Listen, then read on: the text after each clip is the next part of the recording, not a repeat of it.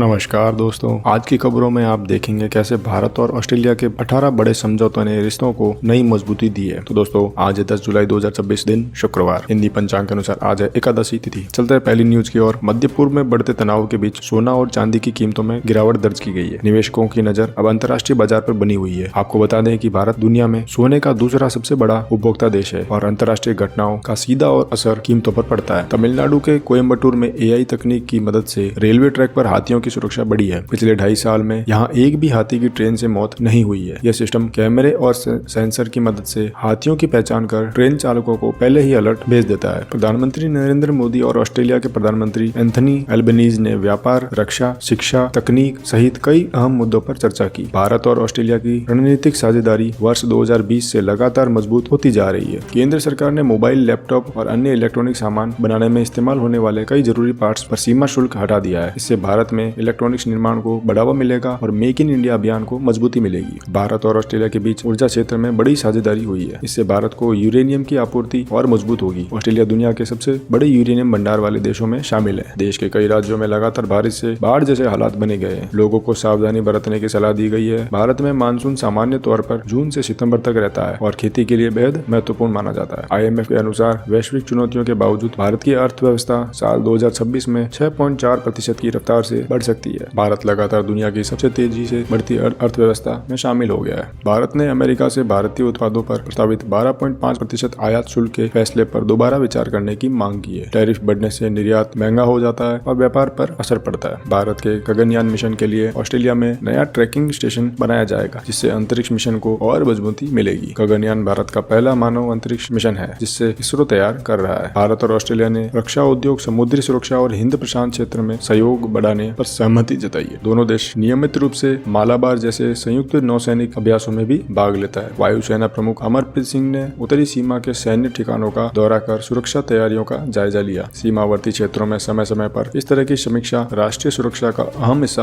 होती है। ऑस्ट्रेलिया के बाद प्रधानमंत्री मोदी न्यूजीलैंड पहुंचेंगे, जहां व्यापार और द्विपक्षीय संबंध पर चर्चा होगी। भारत और न्यूजीलैंड के बीच शिक्षा, कृषि और डेयरी क्षेत्र में भी सहयोग लगातार बढ़ रहा है। आर्टिफिशियल इंटेलिजेंस के लिए बनने वाले डेटा सेंटर के क्षेत्र में भारत तेजी से दुनिया के प्रमुख देशों में शामिल हो रहा है। Data centre AI, cloud computing और डिजिटल सेवाओं की रीढ़ माने जाते हैं। उपराष्ट्रपति ने गहरे समुद्र में आधुनिक मत्स्य पालन को बढ़ावा देने के लिए राष्ट्रीय कार्यक्रम की शुरुआत की है। इससे मछुआरों की आय बढ़ने और समुद्री निर्यात को मजबूत करने में मदद मिलेगी। कश्मीर के स्कूलों की किताबों से आपत्तिजनक सामग्री हटाने के लिए शिक्षा विभाग ने समीक्षा शुरू कर दी है। इसका उद्देश्य छात्रों को संतुलित और सही शैक्षणिक सामग्री उपलब्ध कराना है। न्यूजीलैंड के प्रधानमंत्री ने कहा है कि भारत के साथ मुक्त व्यापार समझौते से दोनों देशों के व्यापार और निवेश को बढ़ावा फायदा मिलेगा। FTA यानी फ्री ट्रेड एग्रीमेंट से कई उत्पादों पर आयात शुल्क कम या खत्म हो जाता है। उपराज्यपाल मनोज सिन्हा ने अमरनाथ यात्रा कैंप का निरीक्षण किया और श्रद्धालुओं के लिए सभी जरूरी सुविधाएं सुनिश्चित करने के लिए निर्देश दिए। अमरनाथ यात्रा भारत की सबसे प्रमुख धार्मिक यात्राओं में से एक मानी जाती है। भारत और रूस ने आतंकवाद और नई तकनीकों के गलत इस्तेमाल से मिलकर मुकाबला करने पर सहमति जताई। दोनों देशों के बीच रक्षा और सुरक्षा सहयोग कई दशकों से मजबूत रहा है। प्रधानमंत्री मोदी ने कहा है कि भारत 6G तकनीक और आधुनिक मैन्युफैक्चरिंग के क्षेत्र में तेजी से आगे बढ़ रहा है। 6G तकनीक को भविष्य की सबसे तेज और स्मार्ट वायरलेस संचार तकनीक माना जा रहा है। प्रधानमंत्री मोदी की यात्रा के दौरान रक्षा, ऊर्जा, शिक्षा, साइबर सुरक्षा और समुद्री सहयोग समेत 18 महत्वपूर्ण समझौतों पर हस्ताक्षर हुए। इतनी बड़ी संख्या में समझौते दोनों देशों के मजबूत होते रिश्तों का संकेत माने जा रहे हैं। गृह मंत्री अमित शाह ने बताया है कि म्यांमार सीमा पर 1610 किलोमीटर लंबी बाड़ लगाने का काम तेजी से किया जा रहा है। इसका उद्देश्य अवैध घुसपैठ, तस्करी और सीमा पार अपराधों पर रोक लगाना है। प्रधानमंत्री मोदी और ऑस्ट्रेलिया के प्रधानमंत्री अल्बनीज ने हिंद प्रशांत क्षेत्र में शांति, सुरक्षा और मुक्त समुद्री मार्ग बनाए रखने पर सहमति जताई। हिंद प्रशांत क्षेत्र दुनिया के सबसे महत्वपूर्ण समुद्री व्यापार मार्गों में से एक माना जाता है, जहां से वैश्विक व्यापार का बड़ा हिस्सा गुजरता है। तो दोस्तों, ये थी अब तक की अहम न्यूज। कल फिर मिलेंगे इसी समय, तब तक के लिए जय हिंद, वंदे मातरम।